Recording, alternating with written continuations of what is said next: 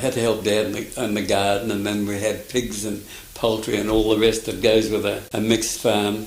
That I got very interested in motors, and I was engrossed with this type of thing, and I went on and on and on, and I knew it, and eventually I got to the stage whereby I was fairly careful with my hands, and little minor things around mechanical, there were no motor cars, but I could fix them up and do all these sort of things. But I studied on this, and eventually we got to the stage as I'd grown. I must have been 16 at that stage.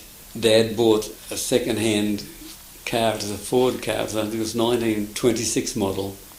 Anyway, after I'd left school, Dad bought this car on the advice of Mrs. Neves from Hemy Bound. I think it was £50 he paid for it. It was a lovely car. The Ford T, as it was in those days, was quite different to the car we know today. There weren't many cars in Wanneroo, many vehicles in Wanneroo, but I remember my uncle, but he bought this Ford truck, and he couldn't drive. But he bought it for, I remember, £199, I think it was, and he said, I could drive the Ford on account of driving this Ford car that I had. Anyway, he said, would you drive my truck to market for me? I said, I'd love to. And he said, I'll pay you 5 shillings. Anyway, load the truck up, and it had to be at the markets before 6:30. The sale would start at 7. The markets were in James Street, but there were no service stations around, and I think the nearest service station was down in Osborne Park. And this would cater for the market gardeners there, I presume.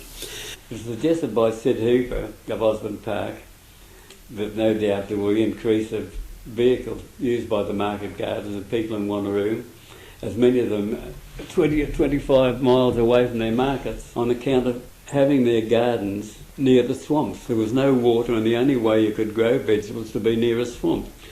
Dad then bought this property from Mrs. Cockman, I think for £10, 5 acres, and decided he would build a shed on the corner. And this was the main road at that time. Dad built the shed. It was roughly, I think, about 20 feet by 20 feet. He did this entirely with his own hands. It was built of a timber with iron sides and iron roof, two wooden doors in the front to let a vehicle come in, and the floor was made out of wooden blocks which were discarded from the Wanneroo Road. I think many people now know the original Wanneroo Road was made of wooden blocks stood on end. We had no electricity at the time, and kerosene lighting was out of the garage because it does not mix with petrol fumes. In other words, the shop closed down 1 hour after sunset and opened again at sunrise because you couldn't have any artificial lighting at all.